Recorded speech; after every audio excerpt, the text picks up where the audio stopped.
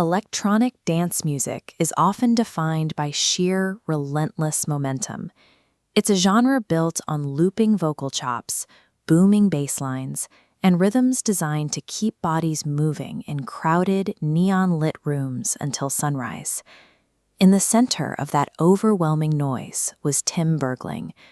Known to the world as Avicii, Bergling was a hardcore music theorist and a remarkably gifted composer who functioned as a traditional songwriter in a scene dominated by DJs. His deep understanding of chord progressions and melody allowed him to craft songs that resonated far beyond the festival circuit. He became one of the first electronic artists to break into the global pop mainstream with total authenticity.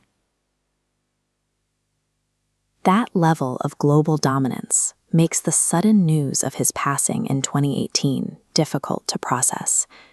For many, his death symbolized a moment where the energy of electronic dance music simply ran out. The artist who defined the sound as collective euphoria spent his career documenting a quiet, personal disintegration.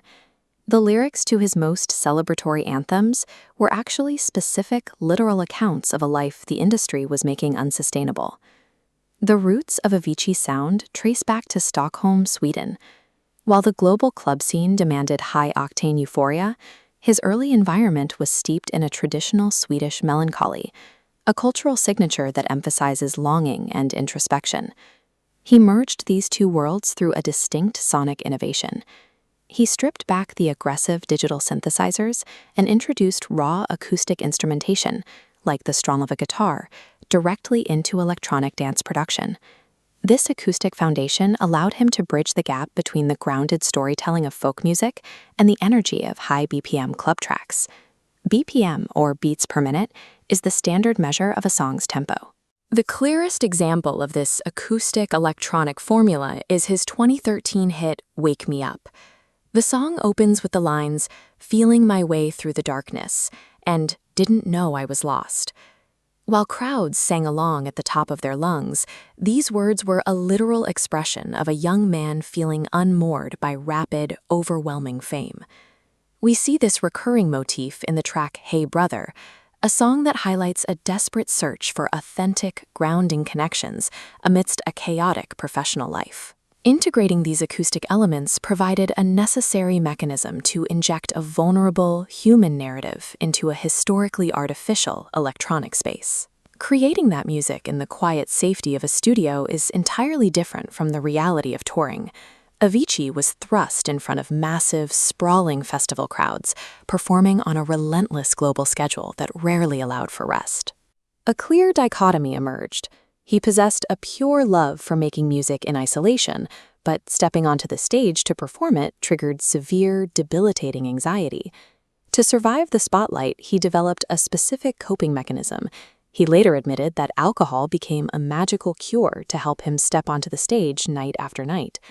This internal battle is documented in the track Lonely Together, which serves as forensic evidence of his mental state during those years. The song features the line, "I might hate myself tomorrow, but I'm on my way tonight."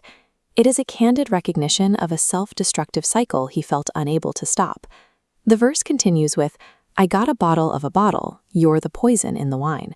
This is a direct admission of substance dependency used to numb the crushing pressures of his environment. Millions of people were dancing to what they thought were standard pop tropes. In reality, they were listening to the real-time, desperate confessions of a man drinking simply to survive his own success. Pushing the boundaries of an entire musical genre came at an unbearable cost. The endless flights and reliance on alcohol steadily eroded his physical and mental health. His legacy is defined by his time in the studio, working within a DAW, a digital audio workstation, where producers compose and mix music.